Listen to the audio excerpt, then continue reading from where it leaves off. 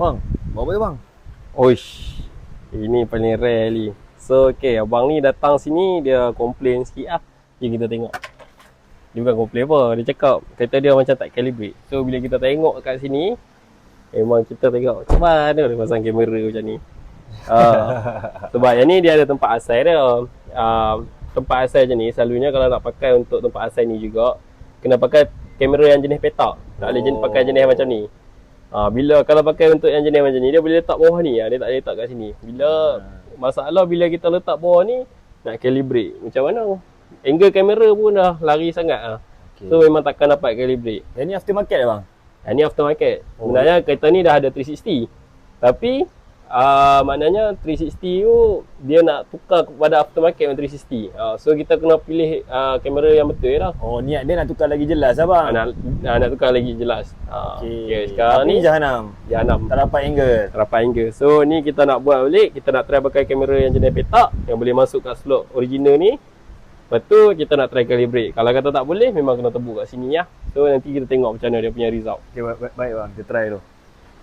A few moments later. Macam ni bang? Dah okey bang? Okay, kita dah siapkan dah.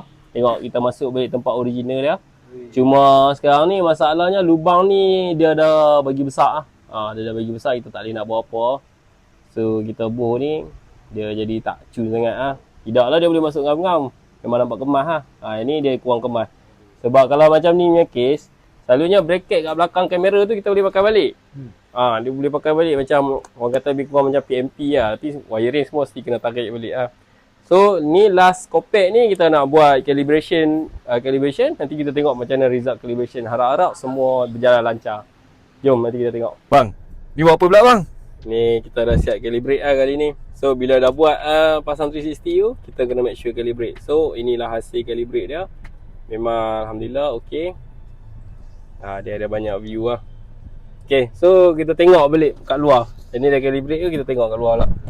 Ni baru kita nampak macam original balik. Tak ada lah nampak terjojol keluar dengan letak pun kamera salah.